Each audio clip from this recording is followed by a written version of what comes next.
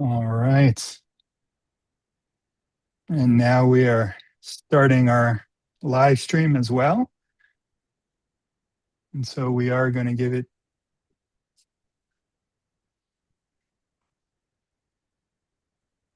there we go. We're going to give it just another second.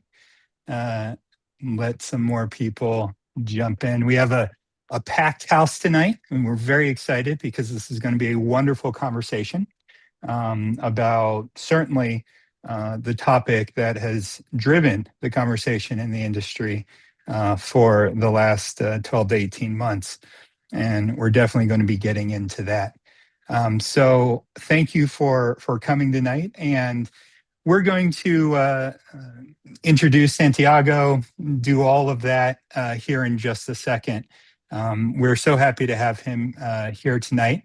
But at the beginning, in case you are new to ASMP, we want to talk a little bit about what's going on during these few weeks and ASMP's 80th anniversary, which is what we're in the middle of right now. This program that you're attending tonight is the sixth of 8 different events that we have over an 8-week span, celebrating this industry, celebrating our members, celebrating the organization, which has been around since December of 1944. Before we hit to go live here on the webinar, Santiago and I were talking about some of the luminaries in the industry and the field of photography who have been ASMP members. And it is always not only heartening, but kind of awe-inspiring. If you love photography, if you have looked at all at the history of photography, the members of ASMP have always been towards the forefront. People like Henri Cartier-Bresson and Edward Weston and Ansel Adams and Diane Arbus and Richard Avedon, to just name a handful. So we are going to be taking just a minute here at the beginning as people continue to hop into the room. We're going to be taking just a minute here at the beginning, and I'm going to share my screen and give a quick overview on what we have going on. And so 80 years, 8 weeks, and 8 different events. And we are just about to announce our final event and all the details for that here in a minute. This is the 6th of those 8 events that have taken place between October and December. The final event is going to be on Friday, December 5th in New York City. The details and registration for that will be coming out in just a few days. And so certainly if you're in the area, we hope that you'll be able to join us on that Friday, December 5th. And if you're not in the area, we do have some special things planned for you as well. Before we jump into today's program, part of what we're trying to do during the 80th anniversary is celebrate and give things away to our members. And so you can scan this QR code or go to the website that I'm about to show you and enter to be entered in all of our giveaways. This is across the entire celebration. So if we give some stuff away tonight, which we will, and next week and the week after, just enter once. You'll be able to be entered in all the future giveaways, and you can enter every single day. So please do that. These 8 weeks have been pretty amazing. We started in Chicago with a hands-on workshop with Stephen Carlish, just a really wonderful time, sponsored by Profoto and Sony, and Tether Tools was also in support, and Dodd Camera. Very happy to be up there in Chicago. We had a conversation about AI in the legal context with attorney Scott Burrows and I. And we were talking about some of the cases that had been coming out and their implications. The next week, we had just this all-star panel of creative directors who came and talked about what they really look for when they're hiring a photographer at these various editorial and creative and advertising positions. If you haven't seen that, I definitely encourage you to hop on over to our YouTube channel. you can watch all of the videos that we did for these virtual events there. Uh, for our nature photographers over at NAMPA, we showcase the winners of their annual competition, the NAMPA Showcase 2026. So you can see that live stream as well. Then, of course, we are talking with Santiago today. The details on that final event in December are going to be announced really soon. So stay tuned to ASMP for that. We'll have announcements that will be coming out in all different directions. Also wanted to take a second to say that part of the reason ASMP has been around for 80 years is the support not only of people who are members, but our members and others who help support ASMP as a nonprofit trade association and industry association through donations. You can make a tax-deductible donation to the ASMP Foundation, which helps to promote and serve our 501c3 based activities. Those include our mentorship programs like the Bridge program and our town halls that we do throughout the year, and things that are not just limited to our membership, but help support the community at large and the industry at large. So we really would appreciate anything you can donate to ASMP during this 80th anniversary. It really does make a difference. You can scan that QR code, or you can text ASMP 80 to 707070. We really do appreciate that.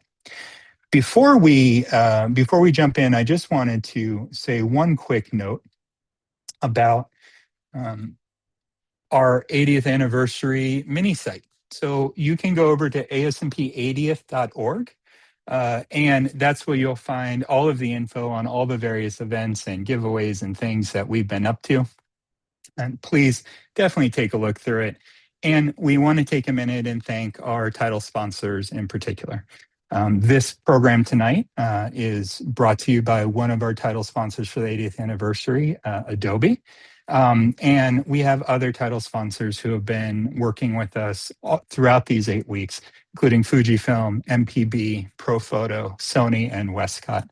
And it's an incredible group of companies that want to support this industry and support photographers. So thank you to all of our title sponsors. As I mentioned, you can, if you scan that QR code for giveaways, you'll get taken to this page. And so you can go to asp80th.org. And it talks about all the things we're giving away. We gave away a Profoto A10 flash. We gave away a $1,000 set of lights from Westcott, Gear bags, 80th anniversary merch. Last week, we gave away one of these really unique 80th anniversary cups that don't exist. We only got, I think, 5 of them now made. And so those are pretty neat from Yeti. And we're giving away lots of stuff. So how do you enter? Well, you go to this page. Then over here on the right-hand side, you can click Get a Daily Entry here. Go ahead and click that and put in your name and your email. It will ask you if you're a current member. You don't have to be a current member, but we certainly would love you to be a member if you're not already. And then hit Save. You can do this once a day. Now, this other stuff here, visit us at YouTube and follow us here and do all that. Totally optional. Don't have to do any of that. But if you do, you get extra entries. So feel free to enter those giveaways. We are going to draw a name at the end of today for a prize package of ASMP 80th anniversary gear, some of which is that unreleased stuff that we've been talking about. But one of the things that we're most proud of at ASMP is the history and the people who have been members of this organization. And so if you go to our website and then click on the archives, you can explore a few pieces from the ASMP archives. And if you are in the New York area on December 5th, we will have a selection of items from the ASMP archives in person that you can come and take a look at. And our archivist and historian, Grayson Danzig, will also be in attendance. So you definitely want to check that out. You know, here, there are such incredible things that are in these ASMP archives, you know, and one of the things that I often talk about are these handwritten applications that we have. You know, these go all the way back to 1944. Here's Stanley Kubrick's. Stanley Kubrick This became a member March 7th, 1949. That was about 3 or 4 years prior to his first film. At this point in time in his career, he was a full-time editorial photographer for Look magazine. That's where he had 100% of his professional activity. Being able to see these documents is something that's incredibly unique. We look at, you can come here and read a number of different stories. You may not have known that Sammy Davis Jr. was an ASMP member. That's something that I didn't know until I started digging around in the archives. And then, of course, members like Henri Cartier-Bresson and so many of the Magnum photographers have been members of ASMP. So please go check out the page on the archives, enter the giveaways, and you can also click on the donate button at the top here. We talk about the ASMP Foundation and how to make a tax-deductible donation. So thank you so much for bearing with me while I talk about all the things we have going on during ASMP's 80th anniversary. And now I think we are absolutely set to go ahead and get started with today's program. It was really probably about 18 months ago that I recall, maybe 2 years almost, I recall sitting at a table with a number of other lawyers who work in this industry. And we were talking about what we saw in the year ahead. And it was the first time that I really recall hearing concern and awareness of generative AI and how it was going to impact members of places like ASMP, photographers across the industry, and creators across the globe. And in that interim, of course, we have seen the introduction of so many of these LLMs and other sources of generative AI tools. There's also now beginning to be court cases and different laws that have been created in different countries. And there's this patchwork of information that's out there. But throughout this time, there are a few organizations that have really stepped up to not only be the thought leaders in this area, but to be forward-looking enough to consider the implications of generative AI on photography and on the industry. And we are lucky enough today to have Santiago Lyon join us on this webinar. I've not only been aware of Santiago and the Content Authenticity Initiative that we're going to talk a lot more about in a second for a while, but I've had the opportunity now over the last year to get to speak with him a number of times and talk about AI. And that's what tonight is. Tonight is a conversation. And, there is far more than we could possibly have time for to cover, but we want to give a good baseline understanding of some of these issues that are here. So before we get started, I want to formally introduce Santiago. And the first time I actually heard about Santiago was from one of our predecessors here at ASMP, Tom Kennedy. We just had a webinar with Tom the other night, former executive director of ASMP, who's known Santiago for quite a while.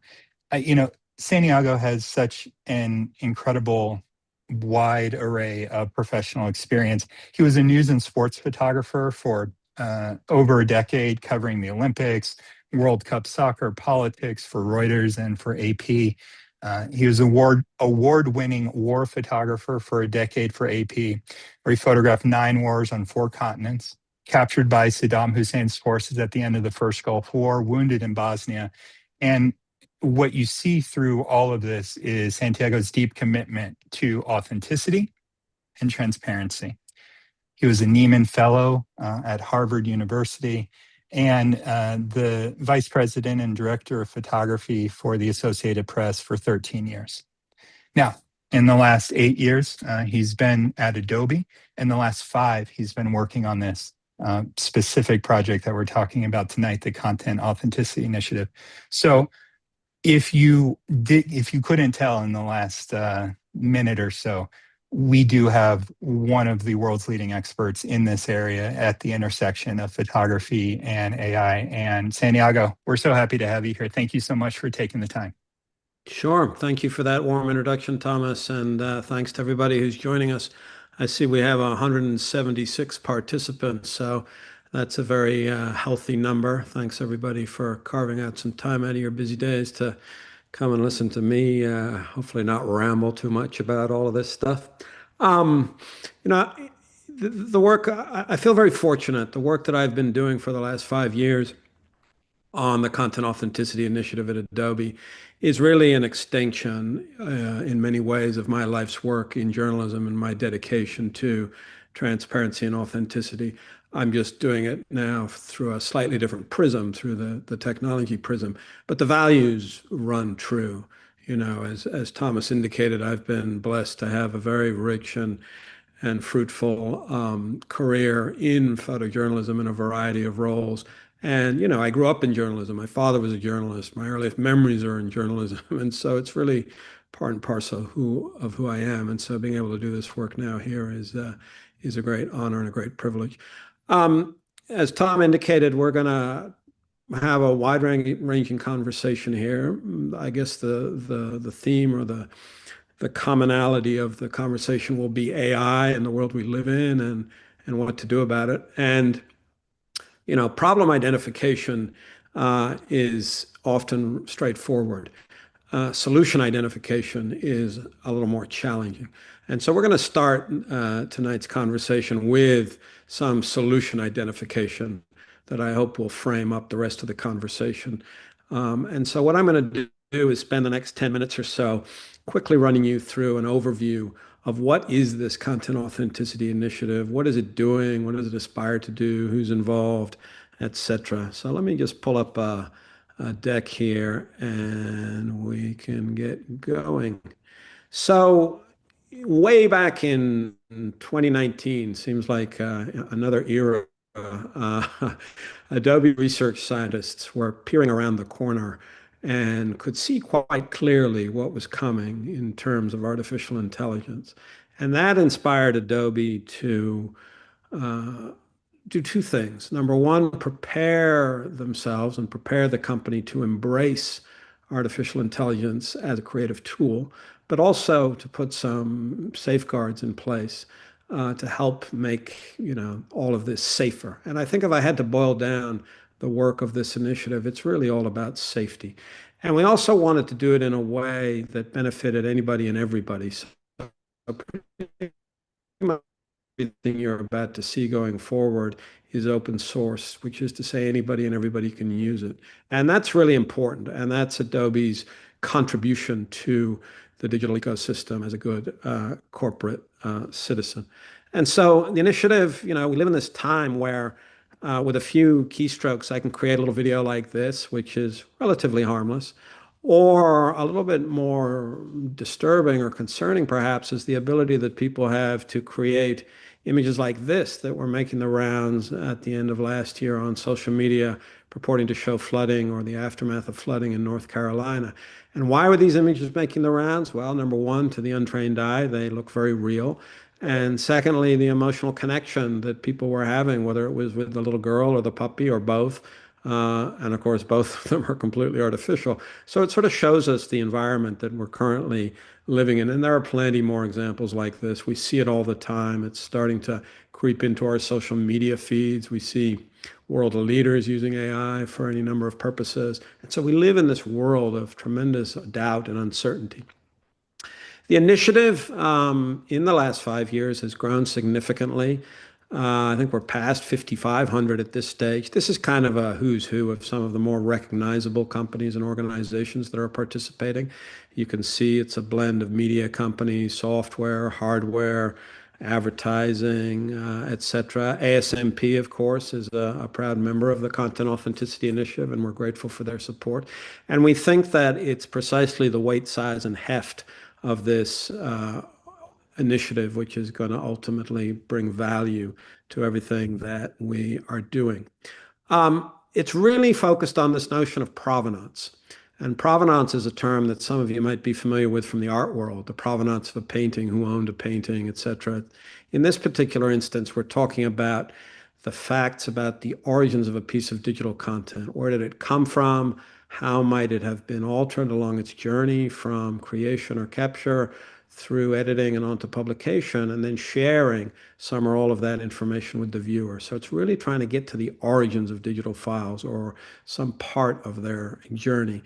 And when we started our work, we were interested in these pillars of transparency and authenticity. And the first area that we were curious to understand was the area of detection.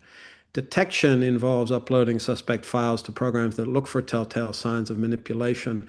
And we determined a number of things. Number one, that at its best, detection is only about 98% accurate, which sounds great, except that that 2% could account for hundreds, if not millions of images every day.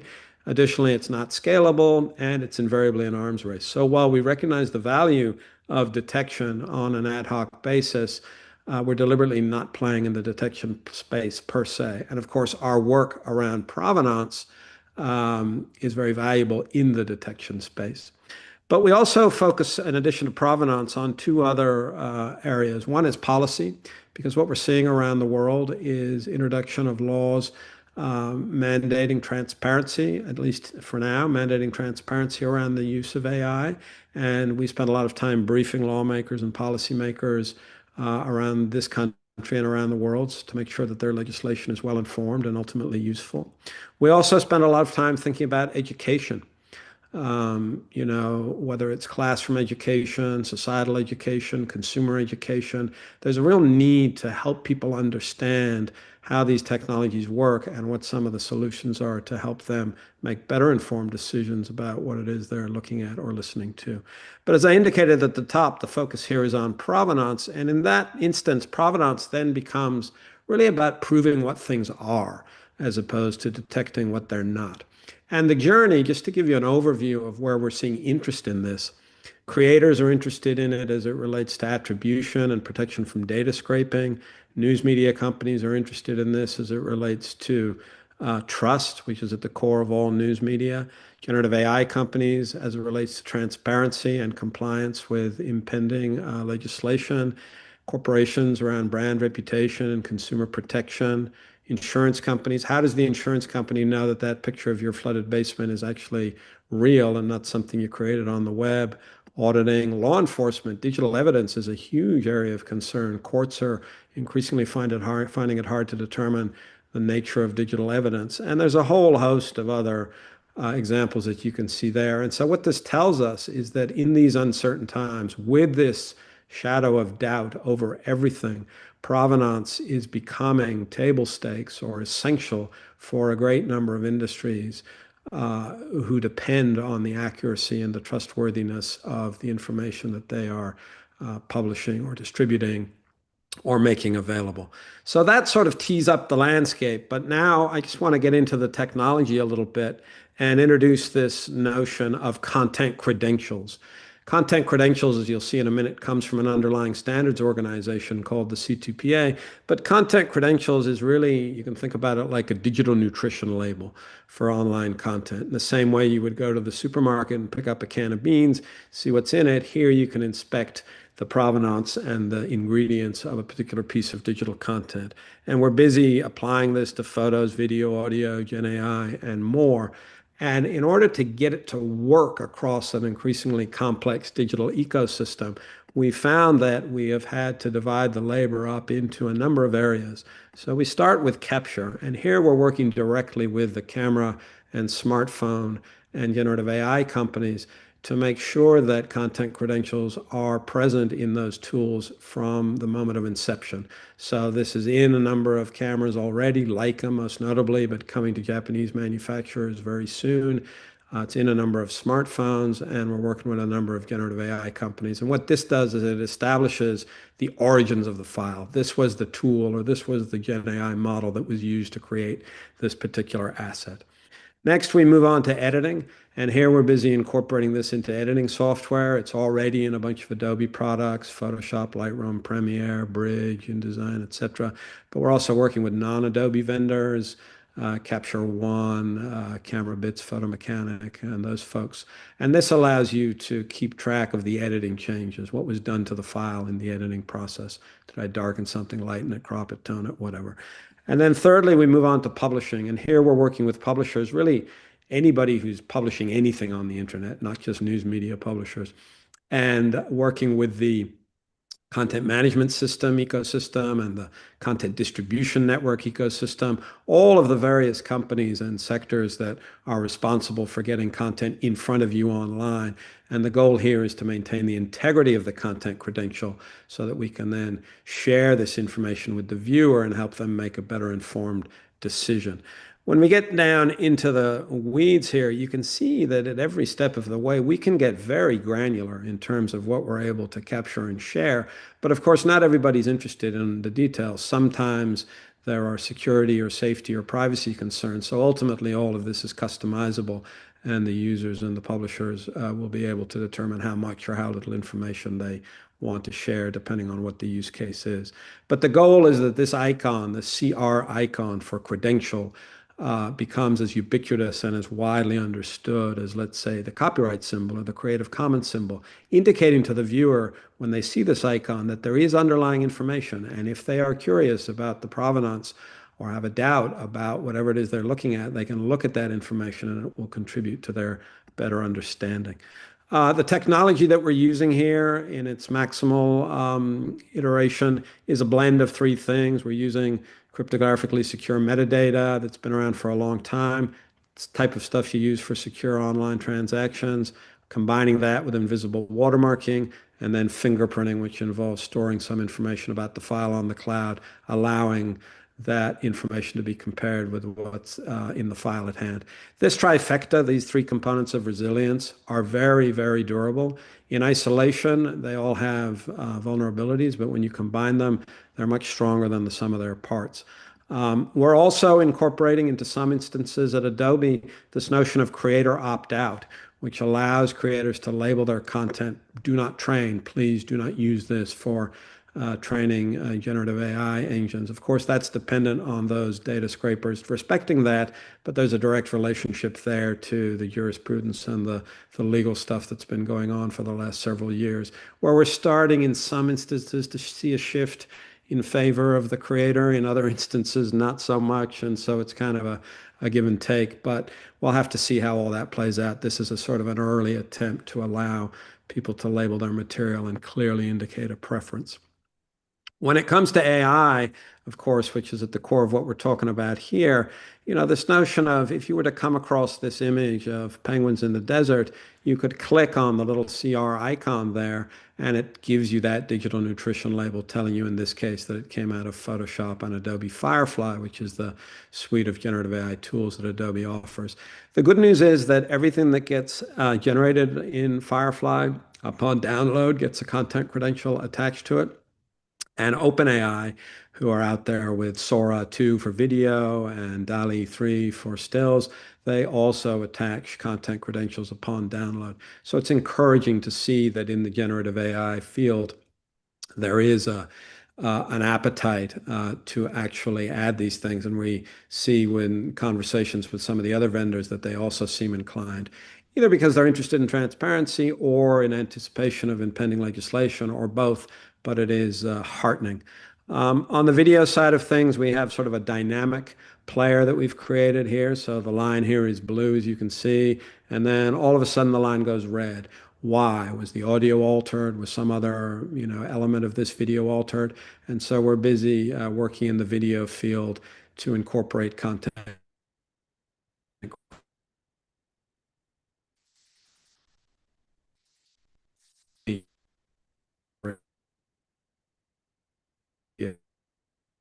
This comes from this organization, the C2PA, or to give it its kind of weighty name, the Coalition for Content Provenance and Authenticity. These companies here are on the steering committee of the C2PA, which is a standards organization that Adobe helped to set up together with Microsoft and Intel and the BBC and TruePic. As such, it sits within the Linux Foundation, which is the preeminent open source organization in the world. There's now over 300 tech companies involved crafting the standard. It has emerged as best in class without a doubt. And because it's open source, it means there's no IP involved. Nobody owns the output of this organization, which means nobody's beholden to a particular technology company. Adobe chairs the technical working group, and this C2PA standard is on its way to becoming an ISO standard, which will give it that additional seal of authority and legitimacy. So the C2PA is really at the core of all of this. And so to differentiate these acronyms, because I know, that we have enough acronyms in our life, one way to think about it is that the C2PA is the architect's blueprint upon which everything is based. And the Content Authenticity Initiative is aimed at accelerating implementation of C2PA. And so how do we do that? We build open source tools which sit on GitHub. We run a very vibrant Discord channel to answer developers' questions. We also, of course, productize this both at Adobe and within the general community with a whole host of other companies, LinkedIn, Google, Microsoft, etc. And then the third thing we do is advocacy and education, talking about it, making people aware of the initiative, highlighting best practices, growing membership, etc. So you can think of the Content Authenticity Initiative as a movement aimed at accelerating implementation of the standard. And so I'm going to show you now some instances of the standard in the wild, as it were. All of these companies are busy implementing C2PA in one degree or another. Not all of these are members of the Content Authenticity Initiative, but they're all busy, and there's probably more since this slide was built. And there's a robust conformance project underway to make sure that all of these implementers conform correctly to the standard so that everybody is using it in a correct manner. We have it in Adobe tools, of course. It's in Firefly, as I mentioned, and then it's in a host of Adobe apps, Photoshop, Lightroom, Bridge, Fresco, Behance, Frame.io, Stock, and most recently, Adobe Content Authenticity, which I'll talk about in a second, which allows creators to add content credentials after the fact. And it allows them to also verify their name, their identity, linking it to their social handles, and indicate their training preferences. This was rolled out a few months ago and is very popular in the creative community because, as I mentioned earlier, people want attribution. And they want to be able to say, this was mine, I made this, I created this. So that's something, a free app that we rolled out in service of all of this work. We're also working in the enterprise space. Corporations are interested in this. We found a number of interesting use cases, attribution, being able to say that an asset coming out of an organization actually did come out of that organization. That's important for financial institutions and others.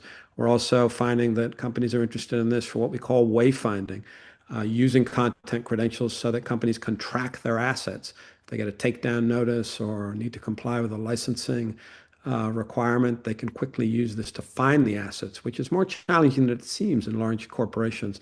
And then lastly, this bill of materials idea, understanding, what was actually used to create an asset and that everything is compliant and meets the standards of that particular organization when it comes to things like AI and others. I'm going to show you now a quick little 1-minute video of content credentials in action in Photoshop, which exists. So I enable content credentials.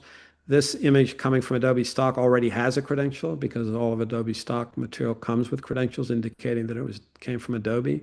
I'm going to tweak this image here, starting with the tonality, add some AI clouds, and I'm going to grab another image here and lay it on top, clear up the background, and lo and behold, I have an image purporting to show the pyramids in a blizzard.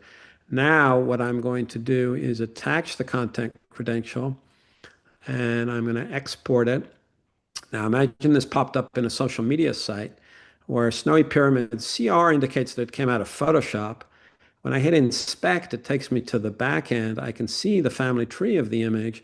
And then with this little slider, I'm able to see where did I start and where did I finish. So that's a very handy tool and one that's available, and we're working with our partners to, make this a reality for the general consumer.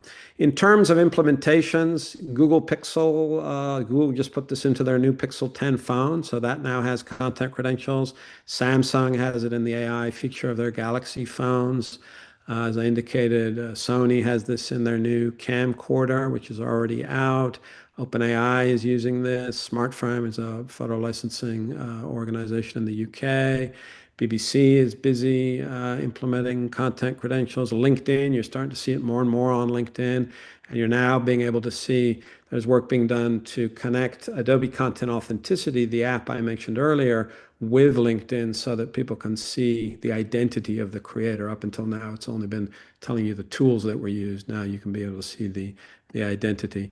And in the national security area, DVIDs, which is the Pentagon's image distribution platform, which distributes official imagery from the various branches of service of the U.S. military, they have content credentials on their web interface, allowing you to see details around where the images were created and by whom. And the Five Eyes Intelligence Alliance, Australia and the US and the UK and others, they're looking into C2PA as well as a useful tool.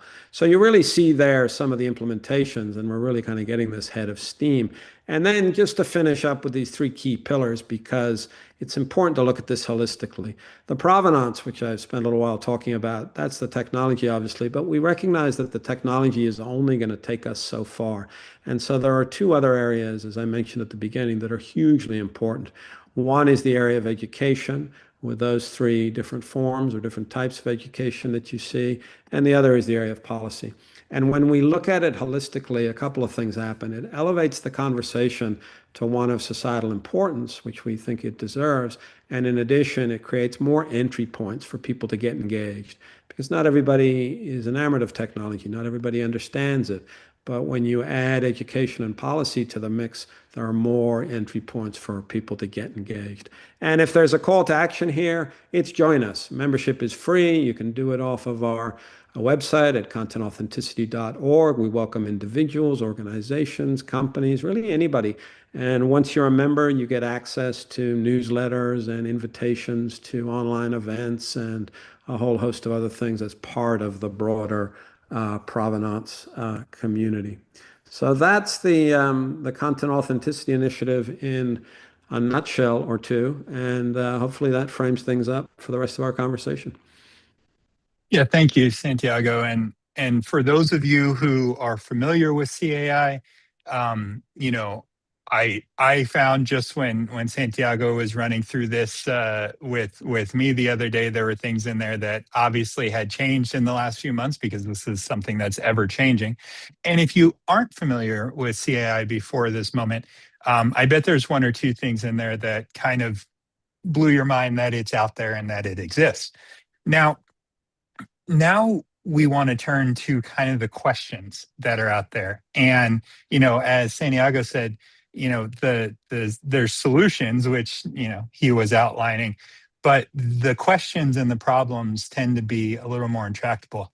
Um, and and really the questions fall into a few main categories. And one of the first that I want us to talk about, Santiago, is how AI and misinformation is changing the industry, is changing the world that so many of our members and so many creators exist in right now. If you've been a photographer for, the last 20, 30 years, there's a lot that's gone on in the last few years related specifically to this that has changed. So, there are more cameras than ever, aren't there?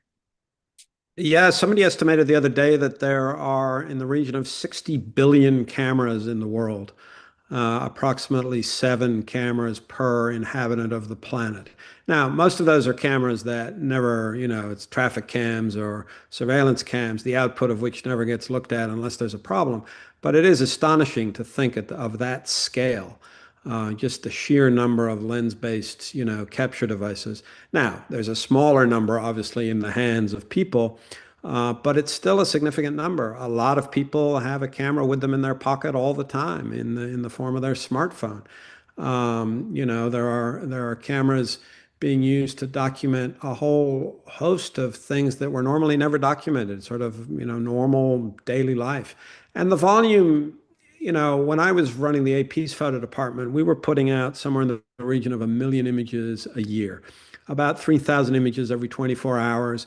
We were telling the story of the world in those 3,000 photographs.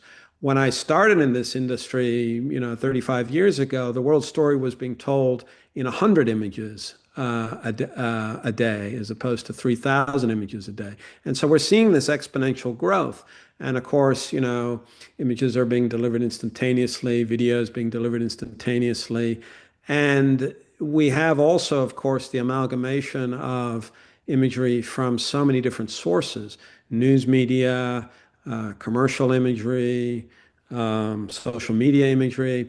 And in the commercial imagery area, for example, I spent a couple of years when I first joined Adobe working in the stock area, Adobe stock, around commercial stock photography.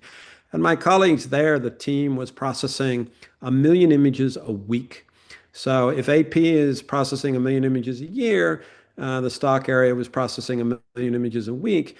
And with the advent of, or the acceptance of, generative AI images now, my colleagues there tell me that the team is processing somewhere in the region of 7 million images a week. And so you just have this flood of imagery. And of course, within that imagery, there are all different kinds of purposes and all different kinds of goals. I've always thought of photography as being a language.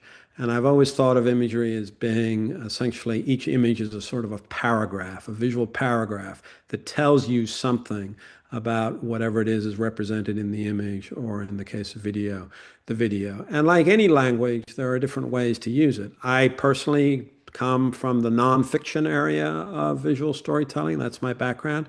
But of course, there's a whole creative area of visual storytelling, a commercial area of visual storytelling, an artistic area. I mean, like any language, the ways it can be used are myriad.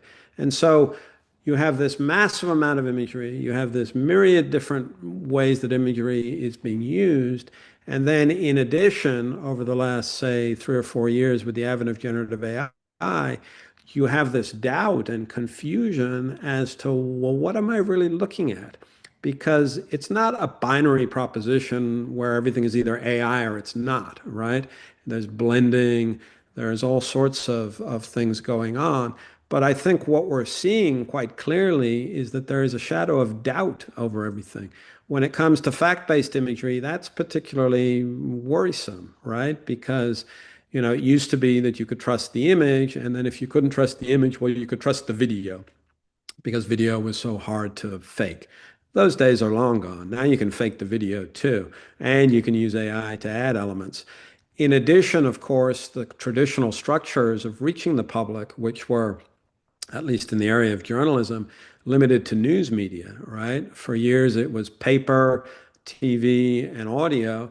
Now it's digital communications, and many people in positions of power, whether they're world leaders or other, corporations, now have the ability to reach people directly bypassing the news media. And so for a lot of people who are not from this world of imagery, which I would say is the majority, it's a huge challenge to understand what we're looking at and how to react to it. Well, you hit on something that I've often thought about, and that was, I mean, this goes back to, the seminal papers on photography, like Susan Sontag, and books like that, where the photograph was evidence of proof that something happened. Whatever it was something that occurred and that was captured. Even if that something, when the advent of Photoshop, even if that something was manipulated and everything else, at least the core elements, existed in reality. And I think now, as you're indicating, that's not necessarily the case any longer, and I really like what you said about photography being a language, and that there are different flavors to the type of photography that people do.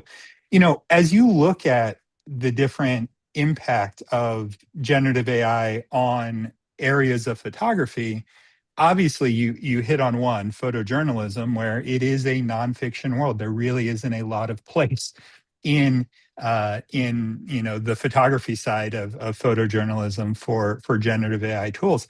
Some of our members and other creators out there are using generative AI tools in their storyboarding and in their creative development and in the final images to some degree.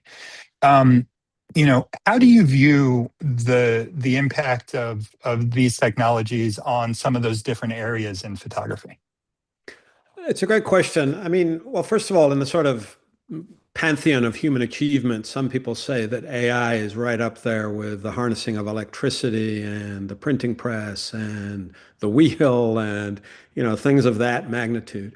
Uh, and that will be true. I also think in some cases it's just a more sophisticated iteration of what has already been going on in some instances. So, for example, in the stock photography world, especially when it comes to photographs of people, there's a lot of replication of scenes to replicate or approximate people's expectations of what a certain reality should look like. So the stock photography picture of a happy office with a bunch of smiling workers is probably not a bunch of smiling workers per se, but rather a bunch of actors or extras who are brought together on set to replicate what appears to be a happy office. Or, the guy in the white coat advertising some medication is probably not a doctor. He's probably somebody's brother or an actor or somebody representing a doctor, right? And so in those areas, the creation or the creative element of photography has been going on for a long time. And it's a very important skill in those industries. And the most successful commercial stock photographers are the ones who do that replication of somebody's expectation of reality in such a way that it's virtually indistinguishable from a quote unquote real image. And that's fine. I think what generative AI does is it makes that easier, perhaps, or in the thing you alluded to, creating storyboards, it provides a sort of a catalyst or get some ideas, basic ideas out there, and then the human can come in and the creator can come in and iterate on them. So in the world of stock photography and probably many other forms of creative visual expression, I see this as being a huge opportunity, but also recognizing that it, for some people, represents a threat. And I think the reason for that is because we're at the very beginning of this journey, in relatively speaking, right? This, in its current form, these technologies, the generative AI technologies, text to image and text to video, have really only been around for maybe 3 or 4 years, if that. And they're getting better all the time in the sense of they're becoming hyper realistic. The ability to do amazing things with them is getting enhanced every day. And so in some ways, I see it as a tremendous opportunity to foment creativity. And in other ways, I see it as incredibly confusing. So in the world of music, for example, which I know is a little bit adjacent to what we're talking about, but I was on Spotify the other day. I came across some music. I liked it. The artist had a picture, female singer with a name. I was like, this is interesting. The information about the author or the singer on Spotify was very limited. There was only a line or two. I was curious. I went to Google, checked it out, and what did it tell me? It was AI, right? It was a completely artificial artist, but that artist was getting several 100,000 downloads or hits a week. So clearly it was popular. But unless you were curious and took the time to investigate, it wasn't clear. And a lot of people aren't going to do that for whatever reason. And so I think one of the key things in all of these conversations is about this notion of transparency. If you're going to use AI, if you're not going to use AI, if you're going to use a blend of AI and something else, I think the core of this, as I indicated in the overview of the initiative, is about transparency. It's about just saying what it is, right? And in some sectors, that'll be more problematic than others. So, for example, in the news media sector, the rules there are hard and fast about what you can and cannot do. And so the use of generative AI programs for visual storytelling in that space are very, very limited. They're not completely out of the question. So, for example, I can imagine the art department of a media outlet using generative AI to illustrate, emphasis on the word illustrate, a scene that would be impossible for photographers to get to, a crime scene or some confidential meeting. I think there it would behoove everybody to make sure that it was an illustration. It looked like an illustration. It was labeled an illustration, and there was no way that the viewer could confuse it with a quote unquote real photograph. But even there, things are starting to, technology is starting to create challenges. For example, in the world of smartphones, there's this whole area of computational photography. So yeah, when the photon hits the sensor of the smartphone, we're all good up until that point. However, once the smartphone starts to process that image, computational photography takes over. And so, for example, in portrait mode, which is available on some of these phones, where it throws the background slightly out of focus in order to bring the foreground more to the front, that was previously achieved using depth of field and optics and aperture, and was a sort of a physical way of controlling the light. That now has been taken over by technology, and so it's a replication of something that previously existed.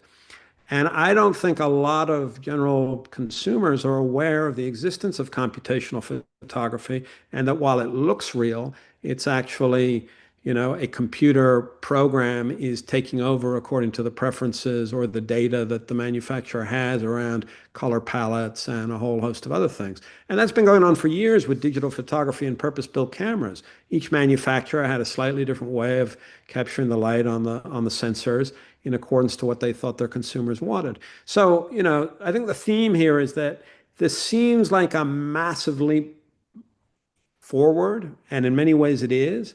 But viewed through another perspective, it's just the latest iteration of a progress that we see, every day in our lives in a whole range of consumer, material things that we consume. Things are getting more efficient, they're getting faster, they're getting more powerful, etc. Well, and I think I absolutely agree with you. And then there's the flip side of it, which this feels different, I think, to a lot of photographers. That this feels almost, even though it applies to all creatives, as we've seen with authors, especially where Gen AI has been able to make direct inroads there. I think a lot of photographers feel like this is pointed at them, for lack of a better term, right? And so, do you, where is that line between an iteration of technology that's quasi-inevitable, or something that is fundamentally going to shift the way that the industry of photography operates? Is it too early to tell the answers to those type of questions? I think it's a little early to tell. First of all, change is a challenging thing for anybody, right? In any scenario, whether it's an organizational scenario or an industry scenario or an individual scenario. Change often bothers people because it's new, it takes getting used to. Sometimes there's uncertainty involved, which leads to fear, which can lead to anger. And so, having run large organizations for many years, I know that whenever something new gets introduced, you really have to take the time to answer people's questions about what that new thing is to their individual level of satisfaction. In other words, the generic answer in an organizational setting doesn't really hack it because everybody has different concerns based on who they are, where they come from, et cetera. And so when you kind of extend that to this, there's a lot of confusion out there. And it's moving also at light speed. I mean, it's every day. Like we get a weekly roundup internally at Adobe of the various things that are happening in the generative AI industry, and it's astonishing the number of companies out there, startups and others, iterating on this and using technologies in different ways. I mean, it's a bubbling cauldron of creativity. In this case, technical creativity using incredibly sophisticated tools to do things that a lot of these companies hope will be popular and make them money and all of that. But the sort of the consumer or the user or the, in this particular case, the creator in the world of photography, like our heads are spinning, and it's going to take a little while, I think, for things to stabilize. But I don't know what that looks like, and I don't know when that's going to happen, because at the moment we're rushing head first into all of this, which is why, as I mentioned in the overview of the initiative, education is critical to this, whether it's classroom education. And by the way, classroom education on media literacy is such an irregular, fractured, broken area around the world. There's one or two countries that teach media literacy well and consistently, and the vast majority, it gets shoehorned into existing curricula. Of course, nowadays many things have become politicized, and so educational curricula are also politicized. And when we talk to educators, we created a bunch of free educational materials a year or two ago for middle schoolers, high schoolers, and college students. And when we talked to educators, they were like, yeah, this is great. This is a four-course meal. I don't have room in my curricula for a four-course meal. I need some snacks. And so we're busy trying to figure out how to make it bite-sized.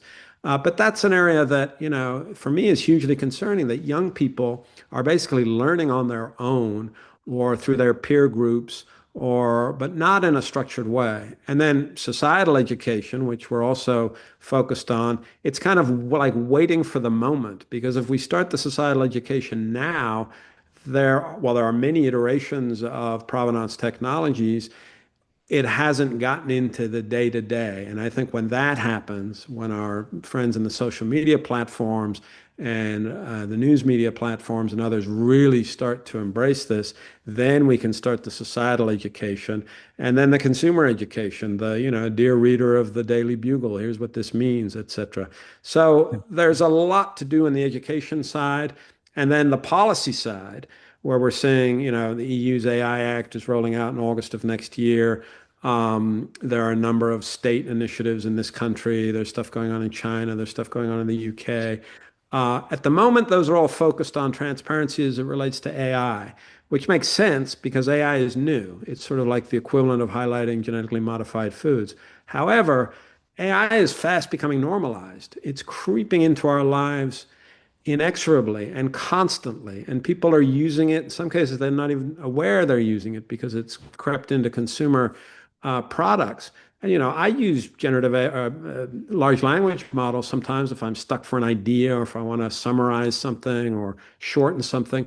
I always make a point of rereading it and trying to put my stamp on it, but it's in our lives. And so as AI becomes normalized, I think the flagging of AI is going to become more challenging because we get into that area of what constitutes a material change.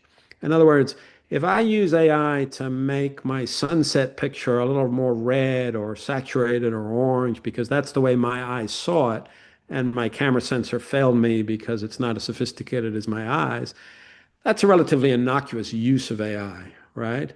Because it's trying to replicate the scene as I saw it. However, if I use AI to put my head on your shoulders, that's a whole nother ballgame, right? So what's the threshold? And how do we describe the thresholds? And how do we make this information accessible? Because I can have an image that I've done 15 things to, and what we call the manifest or the list of what was done to that image inside the content credential is as long as my arm. And I know that different demographics are going to grasp those concepts differently, right? Whether it's age or education or socioeconomics or whatever it is. How do I create a user interface that, number one, alerts somebody when we cross some kind of threshold? And then how do I make that information accessible to the individual so that they can actually understand it? Education, of course, will help, but so we're thinking about that in a number of ways: level one, level two, level three, each one progressively deeper.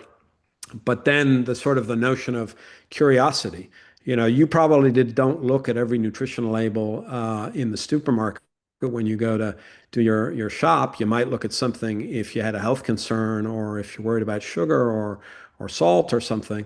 But I think getting people aware that the information eventually if all this goes to plan, will be there, and then they can look at it and make a better informed decision. The key word there is informed, which is to say, understanding what it is they're looking at relative to everything else. And, this is a very heavy lift, doubtless, you know, capture, edit, publish, consumption. And of course, the big variable is human behavior. And there's always going to be people who, even when confronted with, rock solid evidence about one thing or another, are going to choose to believe or say whatever it is they feel compelled to say. There's nothing to be done about that. But I think in terms of transparency and safety, above all, as I keep coming back to, this is, you can't buy a car anymore without a seatbelt. But it took 40 years for seatbelts to become standard, issue in cars. Most people now put a seatbelt on when they get into a car. Not everybody, but most people do because it's proven it saves lives. I think here, the equivalent is this is a piece of information that can help protect you or make you better informed about what it is you're looking at. Well, I think there are two pieces I wanted to follow up on, and one was you mentioned policy and the patchwork of policy that exists not only in this country but around the world, and that idea that so many of the policies right now are focused on that transparency aspect, the labeling aspect, the disclosure type of aspect there. And this is something that ASMP as a advocacy organization, trade association, as I know CAI and you in particular do a fair bit of advocacy. These are things that we really care about. But if you step back and look at everyone in the world, I think we've transitioned from a point where when Photoshop first came out in 1990, there was there was a presumption of truth to an image, and then that kind of was eroding over time until people were kind of not thinking about it one way or the other. Do you think right now there's a presumption of untruth when people look at images online? How does this fit into what you're talking about with kind of societal education?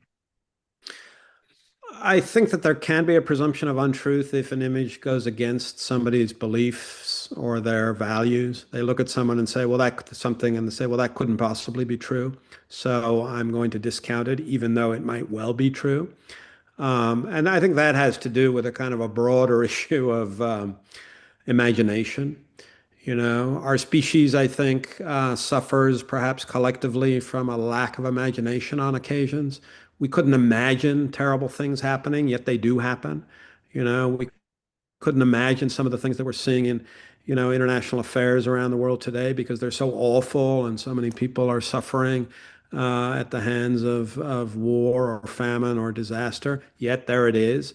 And so I think yeah, there are people who are not going to believe something because they don't want to believe it. There are people who are not going to believe something because they can't imagine it being true. There are people who conversely will believe things because they want to believe in it and will believe things because they can imagine them to be true. And I think it's become increasingly difficult, for example, in the world of news media, where it's become very polarized politically. The sort of the fairness doctrine that existed in U.S. broadcasting up until the 1980s, I guess, which indicated that broadcasters had to show both sides of particularly significant stories. That went out the window, and cable news came along, and Roger Ailes at Fox was really pushing for the ability for people to express themselves freely. And think what you will about that, but what has happened has been that news media outlets, I think, first of all, there's a ton of them, right? There's an embarrassment of riches there when it comes to where to get information. But because it's become so politicized, people assume that if something is being published or printed or shown on an outlet that is not in line with their particular value system, or conversely, that is in line with their particular value system, it's more likely to be true or less likely to be true. And so, as a lifelong journalist, I find that if I want to get a complete view of what's going on in the world, I have to look at a half a dozen media outlets, in order to do that. And I know for sure that people typically won't do that. They don't have time, or they're not interested, or whatever it is. So they go with the media outlets in many cases that validate their assumptions. And so when it comes to imagery, I think what there is right now, my perspective, having been working in this for the last 5 years and trying to educate myself about it in a number of ways, my feeling is that there's uncertainty, like there's just doubt. There's like people are looking at stuff and saying, I don't know. That could be true, but I'm not sure, or Yeah. it's not, or it is. But there, I think long gone is the day when there's an image, it's true. Now, there are a number of news organizations, what I would call the wholesalers of the news media industry, right? The APs and the Reuters and the AFPs, whose business is licensing content at volume to consumer-facing news organizations of all different stripes. The AP has something like 10,000 media customers around the world that run the range from of the whole political spectrum. Those organizations are very, very diligent and very, very careful that everything that they put out there is trustworthy and accurate, et cetera. Now, of course, mistakes get made and corrections happen, and sometimes those organizations get painted with different labels depending. But for the most part, those news agencies, or wire services as they're sometimes called, they're really, I think, at the core of veracity. And then other consumer-facing news organizations build on that. You have great news organizations, the New York Times, the Washington Post, the Wall Street Journal. They all have their own little foibles, of course, depending on your point of view, but they try and make a good faith effort. But I think that the combination of just sheer volume of news media outlets, combined with politicization of things, combined with these technologies that allow people to fake stuff.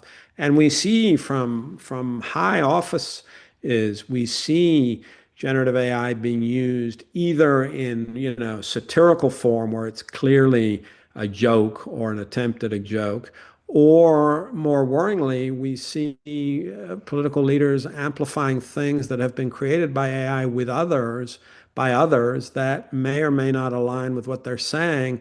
And if they do align, they sometimes amplify that. And then so Joe or Jane Public, who's sitting out there seeing something coming from an official channel from a leader's office of that leader purporting to say something, when it's demonstrable that that person never said that, like, what is that consumer supposed to think?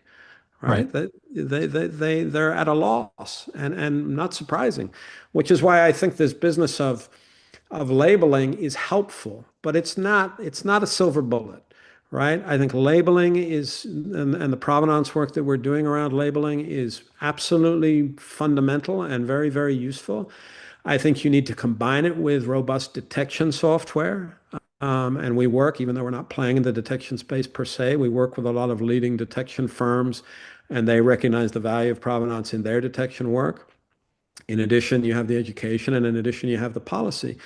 And I would like to think that over time, as these tools get more ingrained into things that people have access to, and as the level of education and awareness is enhanced, that the doubt will diminish to some degree, and people will have at least a little bit more clarity than they have right now. Because right now, you're Yeah. hard pressed. Yeah. Well, I want to, okay, first of all, it's obvious that we could talk for days about this, and I hope we get to talk more about this in future webinars and events, Santiago. But I want to switch gears to kind of our final big topic. Before I do, though, I want to encourage everyone to go over to asmp80th.org and sign up for those giveaways, because we're about to give some stuff away at the end. So please get your entries in. That way you can win. Um, you know, we're talking kind of about how this misinformation, how AI impacts photography, and how that impacts society and the world. but so many people on this call and so many people, as part of ASMP are working professional photographers, right? And they're having to ask themselves the question about how this fits into their day-to-day workflow. And we talked a little bit earlier about how in different areas of photography that's going to mean different things. But you can imagine that there are many photographers and members of our organization and others who have come up to me and said, yeah, this is terrible and I don't want anything to do with it. And it's bad for the industry. It's bad for everything. What's your view on how photographers who do this for a living should be looking at this influx of AI tools? Because, whether you like it or dislike it or somewhere in the middle, it's already here, right? So what do you think, a photographer should use in their evaluation as they look at this? I would encourage people to at least take a look at this stuff. I often ask when I'm speaking at large or public events for a show of hands in terms of how many people have actually experimented with AI, whether it's large language models or generative AI. And it's starting to increase a little bit, the number of hands I'm seeing, but really people are, I would say, skeptical, fearful, perhaps angry, resentful. There's a whole host of sort of negative emotion, I think, surrounding these tools because they're new, they're scary, they're moving fast. We're seeing a massive amount of investment in the corporate space around AI. Some people think it's a bubble. Who knows? Time will tell. But billions and billions of dollars being invested into AI because there's a belief in some quarters that, we're going to get to this tipping point of what's called artificial general intelligence, where machines will be able to do a whole host of things that only humans can do better than humans, which will lead to mass unemployment, et cetera. So you can go down that rabbit hole. But in answer to your question, I would encourage people to experiment with it. It's accessible. Sometimes you have to pay, depending on the tool, a small subscription fee. But I would encourage people to understand it. I would encourage people to experiment with it. I'm constantly playing. I got access to Sora 2 the other day, OpenAI's video tool, just messing around with it, seeing what it can do. The relationship between the prompt and the output is really fascinating. You're starting to see people use AI to enhance the prompt to get better output. So it's sort of a circular thing going on there.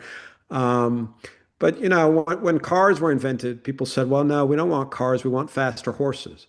Right? And then eventually they realized, well, wait a minute, the car requires less food, less care. We can actually go further in a car for less money over time.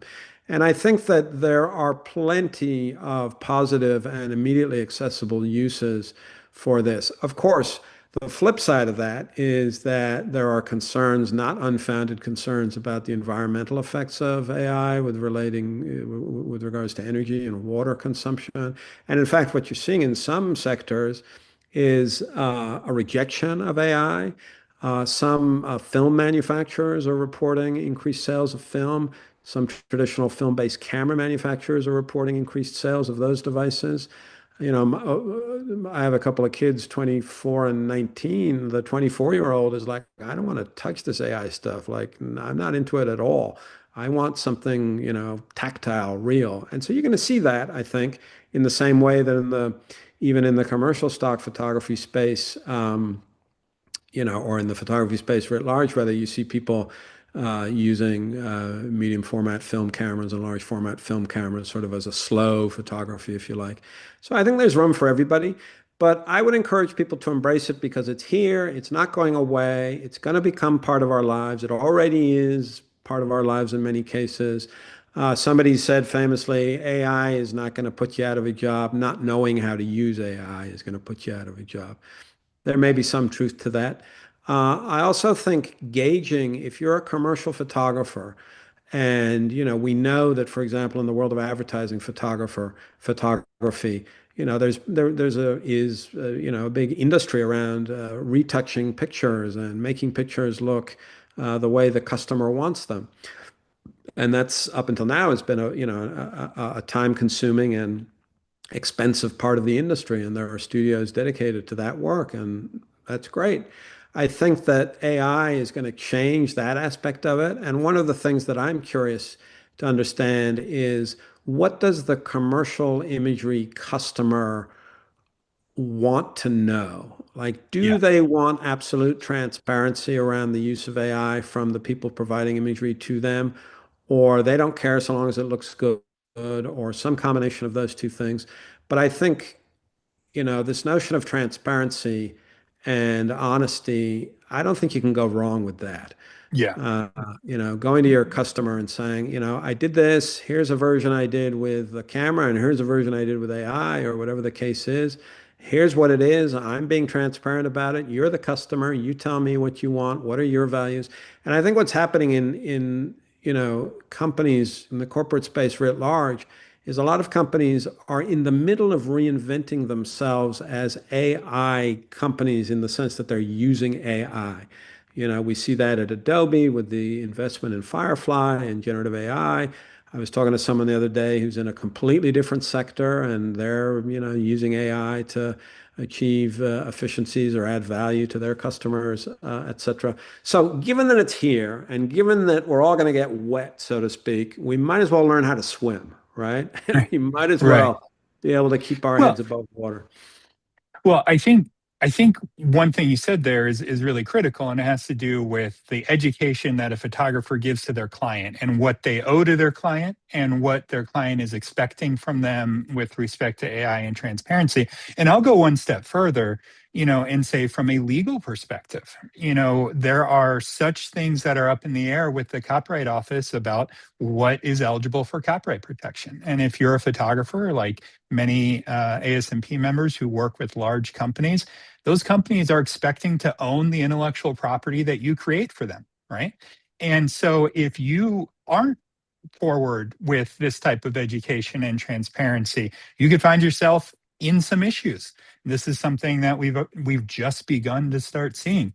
Now, there's a whole other side of the fact that laws and policy are always trailing behind technology. We're still under the Copyright Act of 1976. This is not something where Congress is going to keep up with technology. So it's incumbent upon the photographer to do exactly what you said, Santiago, which is to learn these tools, to play with these tools so that you can communicate with your clients about what your clients need and want and are looking for, and you can be honest about your skill set. One thing when we were talking the other day that really resonated with me was you were talking about the definition of value, right? The idea of economics and the idea of human creativity and things like that. Can you talk a little bit about that? Um, we all have a voice and we all have values, and we all, use that voice and those values for different purposes. But I think that the notion of integrity, that people being true to their voice and their values, is certainly important for me, and I dare say important for a lot of people. How does all that, intersect with this world of AI? I think transparency and disclosure are a large part of that. But I also think understanding the flip side of it, right? So many photographers, freelance photographers, are in essence small businesses, right? And they have to think about the economics of their businesses. They have to think about the legal protections that they need to get clarified in their contracts. And this AI stuff is in some cases so new that I see an opportunity for organizations like ASMP and other umbrella organizations to help their constituents understand the nuances of the legal ramifications as they stand now, understanding that they're going to change over time. So when you submit a whole take of work to a commercial customer, well, do you have any guarantees, or is there any language in that contract that says that that customer can or cannot use that data for AI training purposes, et cetera? What we're starting to see in the AI space, interestingly enough, is this notion of customized generative AI.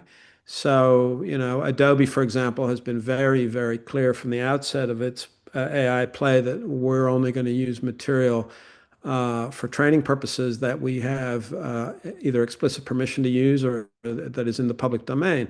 Other companies have essentially gotten access to databases that have scraped the whole internet.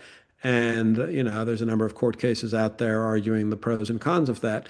But an interesting development that Adobe came out with the other day was something called Adobe Foundry, which is essentially a customized version of Firefly. So if you're a big brand and you want to use generative AI to, do stuff for your advertising agencies or in-house communications, this will be a model trained on your IP with your permission and activated by a third party, in this case, Adobe. So you're starting to see customized things like that. You're starting to see customized large language models with expertise in very narrow areas of knowledge or of commerce.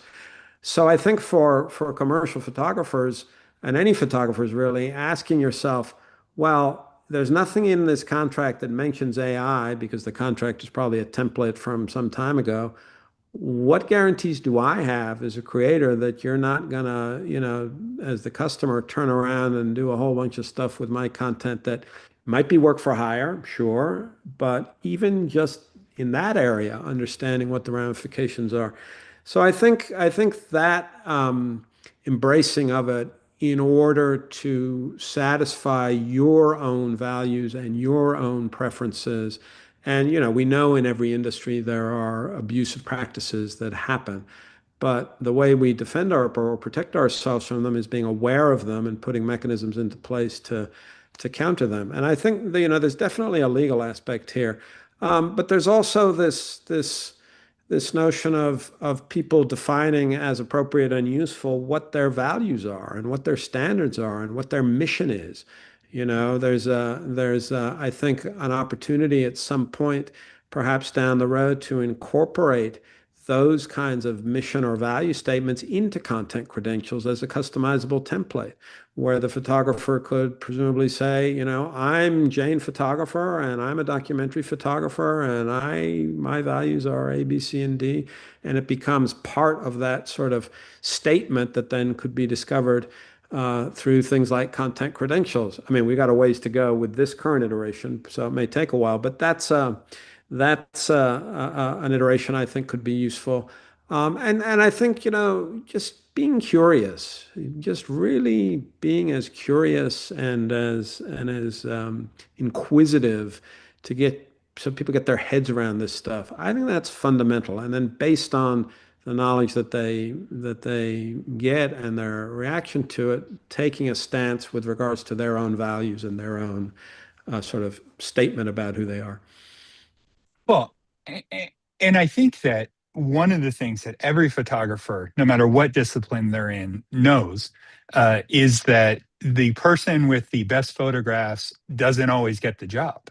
The differentiation between you and your competitors, especially now as we move forward in this new age of AI, very well could be your knowledge of these issues, your ability to be able to communicate with your clients about it, your ability to be able to say, hey, I use AI for these purposes in this way, and I don't want you to do it for this, and it's in my contract, as you mentioned, Santiago, and many other type of issues. But all of that begins with having the knowledge, because I think one of the things that can set yourself apart from all the other photographers, if you are doing this as your living, as your profession, is an intimate knowledge and an intimate understanding of the tools that are out there, just like you were talking about, these new customizable small versions that are trained on your IP and your data set for your businesses. If you're a photographer working with a brand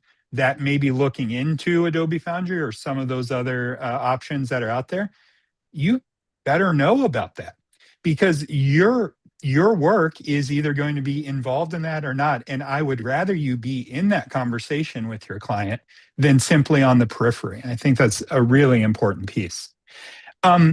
We are not going to have time to get to all the questions that we have, but before we get to the giveaway, before we wrap things up, definitely want to thank you, Santiago, for being here today.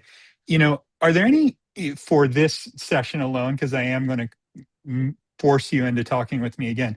Are there any final thoughts you have about kind of all the different things we talked about, and maybe a good next step for the people on this webinar to go and do, to go and learn? What's that one core thing you think matters?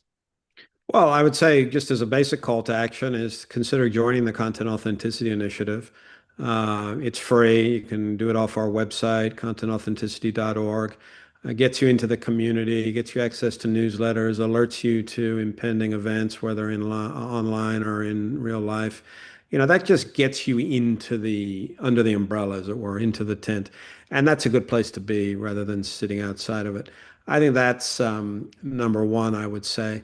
Number two, and closely related, is, research, ask questions, get online, Google, ask AI about this stuff if you're inclined, and just kind of get your head around it and understand it, and then use the tools. Get on there, use DALL-E 3 or Sora or Firefly, of course, or any of the other tools out there. Just become familiar with it. And look, if you don't like it and it just makes you feel horrible and weird, then fine, but at least give it a shot. Like, it's not gonna bite you. And I think it behooves everybody in the creative industry to have an understanding of these, because the ramifications of AI are, we've seen it in music, as I indicated with that anecdote about Spotify. We're obviously seeing it in photography. We're seeing it in writing. We're approaching a world of what we call agentic AI, with authorized avatars representing real individuals and mimicking real individuals. Like, that's a fast developing area. We're seeing how AI is impacting employment in a number of areas and is likely to continue to do so. So it's here and is not going away. And much as some of us might want to go to a remote mountain village and, live our lives away from these things, I think if we're going to continue to participate in the digital economies, either as providers or consumers or observers, it behooves us to learn about these things and embrace them. And, I think those are some of the things that I would encourage people to do. And also ask questions and challenge. Don't be shy about asking questions and sort of becoming, through your questioning, becoming better informed. I think that's really key. And look, there are some people who, for whatever reason, they're at a time in their lives and they don't want to do this, fine. But I think if you expect to contribute to the digital world in one way or another, I think it behooves us all to get our heads around this. And once we've got our heads around it, then we can make better informed decisions as to which direction to go. And some of us will continue to reject it, and some of us will embrace it, and that's all fine. But let's do it from, I would ask or suggest, let's do it from a position of informed perspective, as opposed to one of less informed perspective. Well, again, Santiago, thank you. And stick around for a minute or two here, because as we mentioned, we're going to do a quick giveaway. We want to definitely thank not only Santiago, but all of our title sponsors and the presenting sponsor of tonight's event, Adobe, for bringing this to you and allowing us to have this conversation. And here's what I want to say about this giveaway. We've given away a bunch of different stuff in the past. We're going to give away an ASMP 80th anniversary merch kit right now, but we're also giving away a membership. If you're a current ASMP member, we're going to renew you for another year, totally free, no matter what membership level you are. If you're not an ASMP member, we're going to give you a year membership, because ASMP is an organization that's dedicated to advocating for photographers and image makers. We go up to Washington, we do the hard work of trying to get in with these companies so that we can help them understand what you're facing and what your position is. And so we would love you to be a member if you're not currently, but let's give away a membership right now. I hope you went to the giveaway site. Again, it's not too late. We're doing giveaways all the way through December 5th in New York. And so I'm going to click a button. It's going to draw a winner here, and I am going to announce that the winner of the full membership and 80th anniversary merch package for tonight is, let's see here, Vivian Johnson. So congratulations, Vivian. We will be reaching out to you in the next couple days to coordinate that.